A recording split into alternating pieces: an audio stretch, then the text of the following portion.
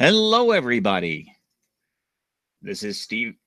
This is Steve Britton speaking freely on my Speaking Freely podcast. What a concept, huh? So how's everyone doing out there? Hope things are going well. It is, of course, Wednesday, October the 25th, 2017.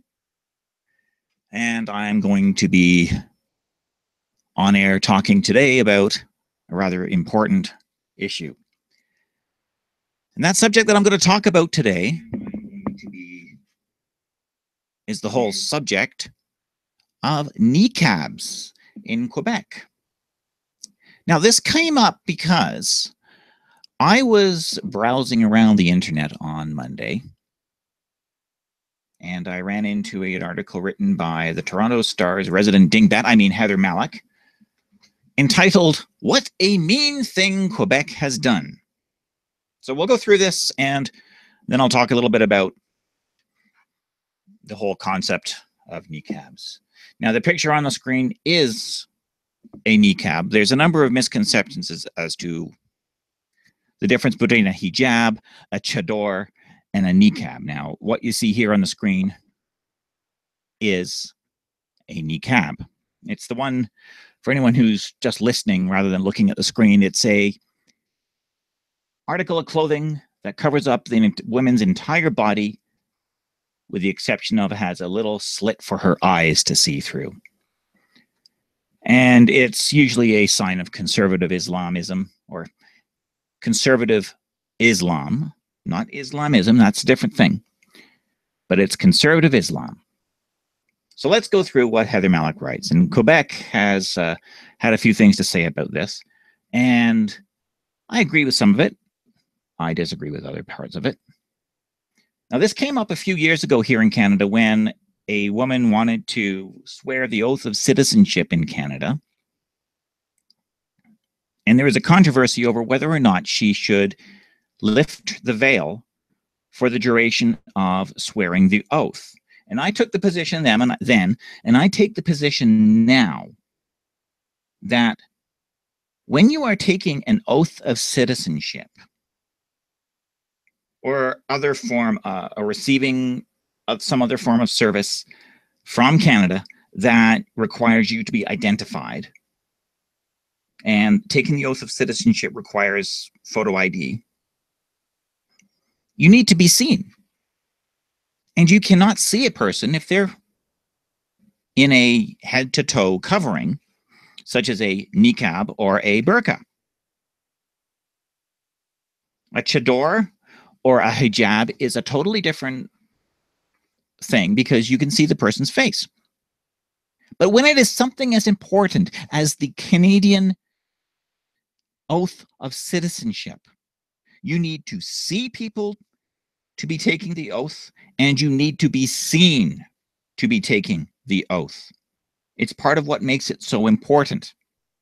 So that's my position. I won't be deviating from it. I have been called every name in the book based on this position, and I have absolutely no qualms about it. You need to see, and you need to be seen. And if you've got a niqab hiding your face, you cannot be seen. So Heather Mallick, President Dingbat at the Liberal Party's print propaganda publication known as the Toronto Star, writes, "Congratulations, Quebec National Assembly, on your precious Bill 62. How public-spirited of you. You haven't just rather stooped and scooped, you've bagged the thing too." I think that's a reference to walking a dog. "I've always admired Quebecers for their stroppiness, while other Canadians wilt under absurd provincial laws, acquiescing as a condition of life. Frosty Quebecers say non and send the dish back.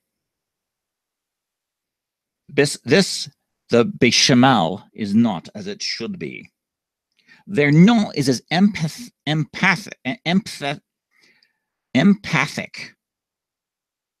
Emphatic, rather. I'll get it right one of these days, you know that? I do know how to read the word emphatic as a toddler's when asked, trick question, if she likes green eggs and ham. She does not like them semi-am. Question is, would they eat them with a goat? In a coat by a moat? Maybe on a boat?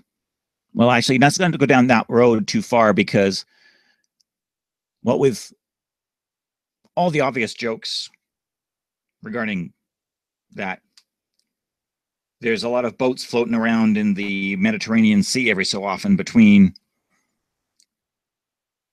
Libya, Lebanon, and Greece, and then various other countries. And if you want to find out more about that, look up Lauren Southern. She ran into some problems with Patreon over that. What a shame, writes Heather Mallick. Liberal Premier Philippe Couillard didn't say no this time. He was face-licking. There's another dog reference. What's with the dog references, Heather? Catering to mean-spirited voters to prove that he has something in common with them, lick, lick, while scratching kindly voters behind the ears, assuring them it's no big deal.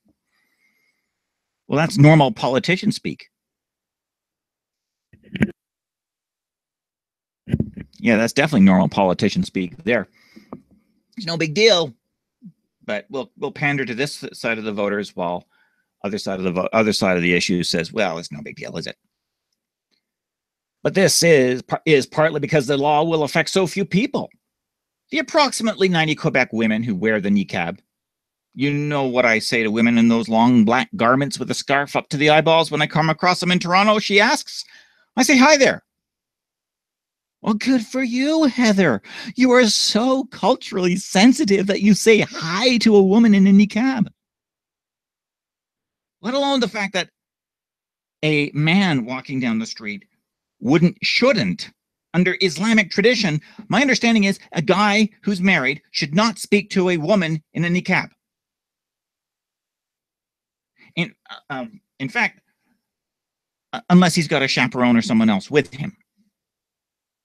An unmarried man would be even worse to speak to a woman in a niqab without permission.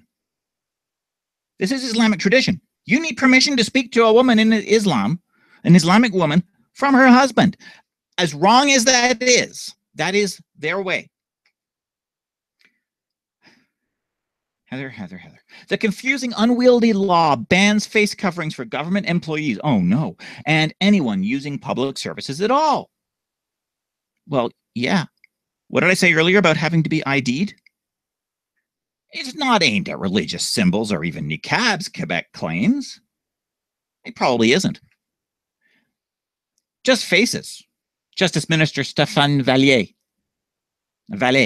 in an act of desperation, even claimed that the bill would apply to sunglasses on a public bus. Everyone will have to take them off or walk. Can we get any more hyperbolic?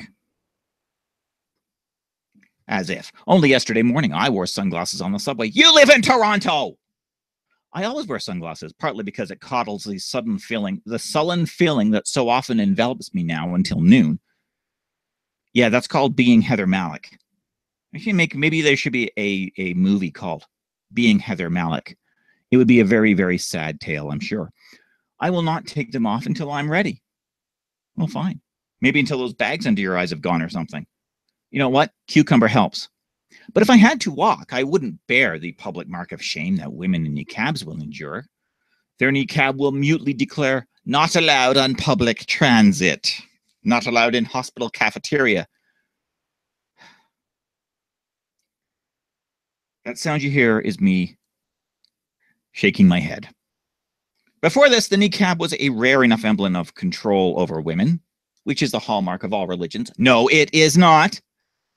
I'm a Christian. Christianity actually respects women.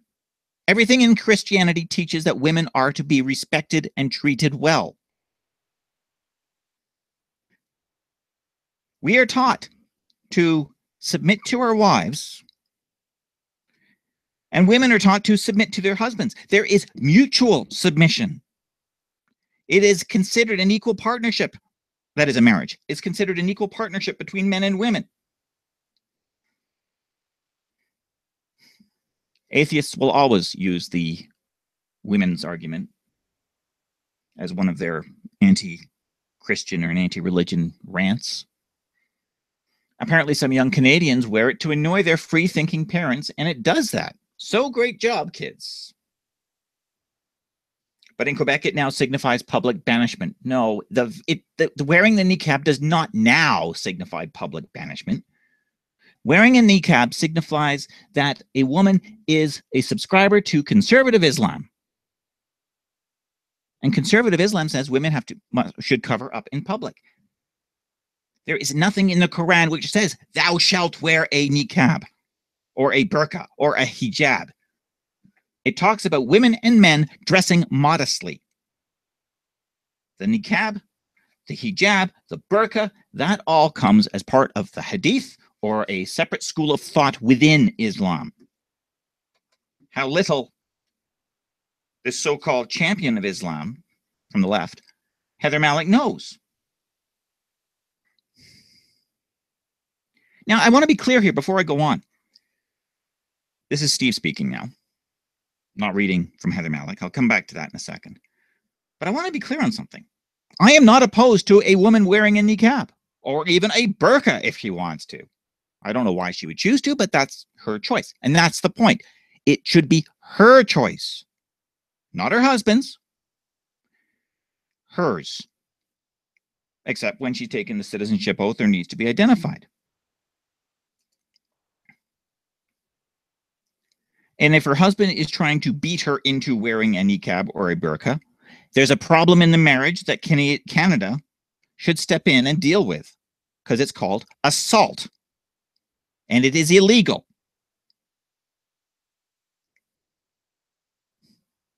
But what do I know? I'm just this conservative guy living in Alberta. What is that? But in Quebec, it now signifies public banishment rights. Heather Mallick, what does that feel like? I turn to Victor Klemperer for insight. The great value of his diary, I will bear witness, a diary of the Nazi years. Now, I'm going to pause here. Let's go back up to the top. I'm going to remind you, what a mean thing Quebec has done. That's the title of this opinion piece.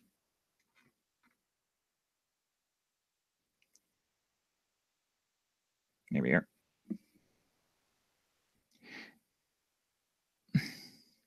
The great value of his diary, I will bear witness, a diary of the Nazi years, published in the 90s, was its revelations of the tiny moments of daily life. He was a Jewish professor married to an Aryan, which gave him a dwindling semi-existence in the city of Dresden.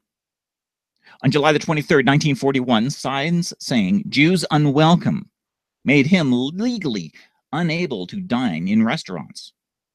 On September 19th, Jews were made to wear the Jewish star, yellow on a black background, that declared to everyone in Dresden that it was open season. Frau Kreidel Sr. was in tears. Frau Voss had palpitations, Klemperer wrote. I myself feel shattered. I cannot compose myself. They could no longer pass. On February the 5th, 1942, Jews were sent to a specific section of the tram, forbidden to use trams on Sundays, and later not allowed on public transit at all. They were conspicuous because of a piece of cloth. And then they were on foot, stared at, and abused. Still, Dresdeners would shake Klemperer's hand on the street, whisper comfort, and quietly hand him high-quality ration food, even though Jews were no longer eligible for it. On September the 20th, 1941, a tram driver asked small, white-haired Frau Kronheim why she didn't take a seat. She explained that the rules for Jews like her. The driver struck the panel with his fist. What a mean thing! What a mean thing Quebec has done. What's the parallel that Heather Mallick, resident dingbat, opinion article author at the Star, has just done?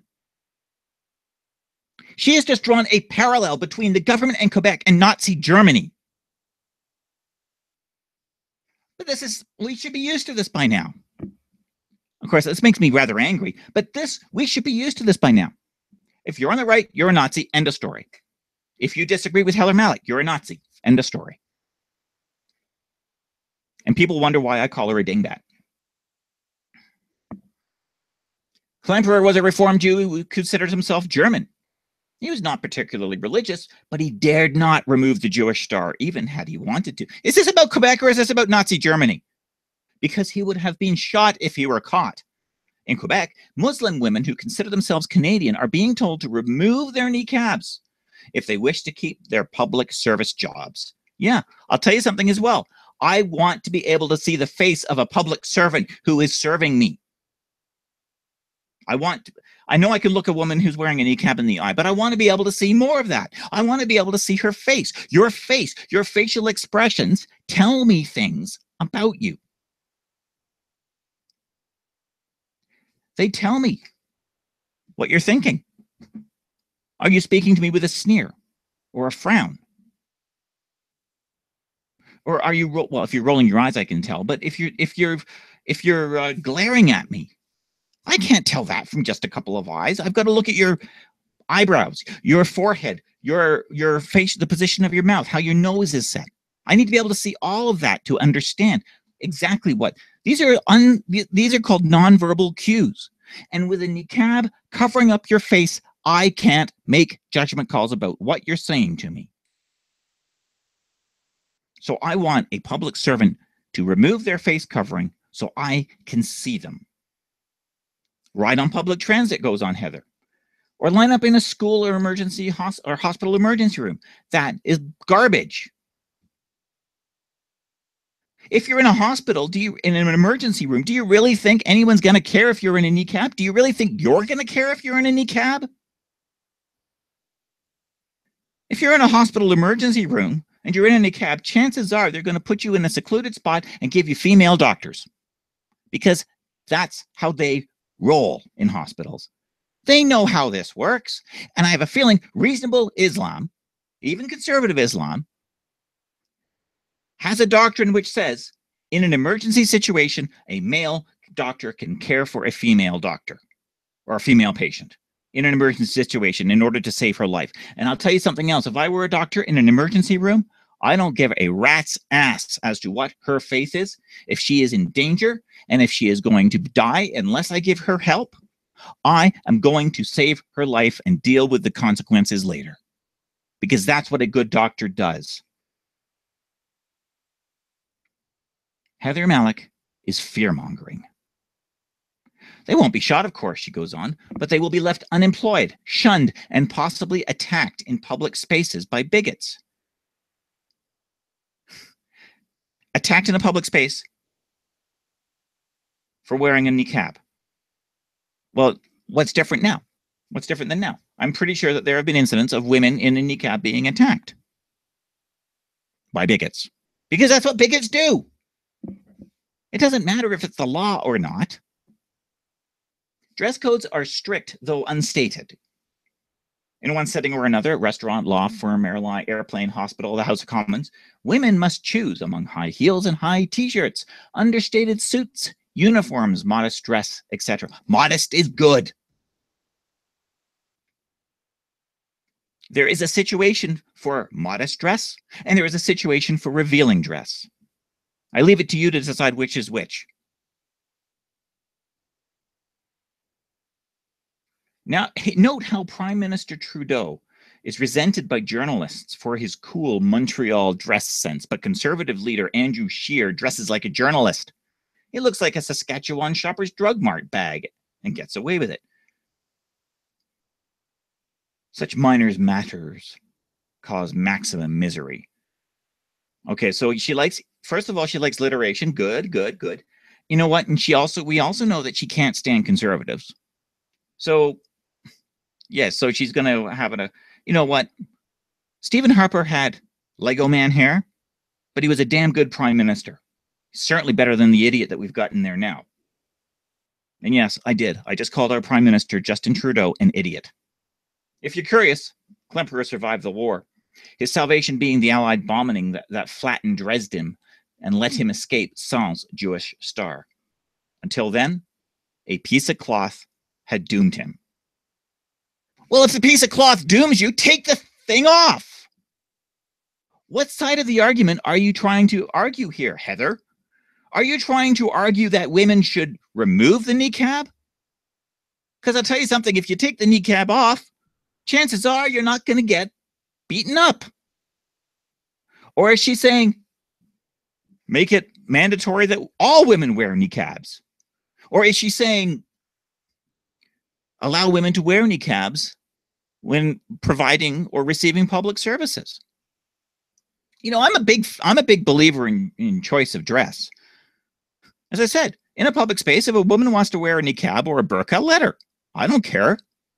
But if she is going to get service from me, or worse, provide government service to me, I want to see her face. She can dress modestly. She can cover up her hair. She can wear a hijab. She can wear a chador for all I care. But I want to see her face. If she's getting onto an airplane, she'll need to be identified. Now, in an airport, it is not unreasonable to have a little, like one of those movable office partition things, have a little thing where she can go behind there, lift the veil to a female security worker. The female security worker sees her face, sees her passport, sees her ID, whatever, and then she puts the veil back down and on she goes. That's not a big deal. Some people may ask the question, why should there be one rule for some and not for another? Well, and okay, fine, just make that for everybody. What a big deal. But that is quite different to receiving services in a public space, such as at the government building, like the passport office, for example, where you need to identify yourself to the person behind the counter. And the person behind the counter needs to be able to see you, and so on and so forth. This is not going to end up with a Rosa Parks situation of forcing people to the back of the bus or forcing people out of their seats. This is not going to lead to any of the stuff. And I absolutely love the underhanded way that Heather Mallick drew that Nazi Germany parallel. It was slimy. It was underhanded. And once again, this is the way the Liberal Party's propaganda print propaganda publication known as the Toronto Star rolls. And people wonder why I'm a Western separatist. All right, that's it. That was fun. I'll have to take Heather Mallick apart more often. I'm Steve Britton. That's the end of the podcast for today, October the 25th. If you enjoy it, if you enjoy what I do, if you enjoy the show, please do consider helping me out, helping me make it better. Send me a subscription over on minds.com. You can subscribe for $1, for $5, or for $10 a month. There are various rewards to subscribers. On minds.com, you can also now wire me some points. If you wire me points, it helps me broadcast the link to the show and just get the name of the show and everything out to more people. Over on Patreon, you can also help me out there. I'm at SC Britton, SCBRITTON, on both. Over on Facebook, I'm Steve Speaks Freely, and on Twitter, I'm the same as Patreon and Minds, SC Britton. So please do consider that. Nothing's expected, but anything is appreciated. And I'll talk to you Friday.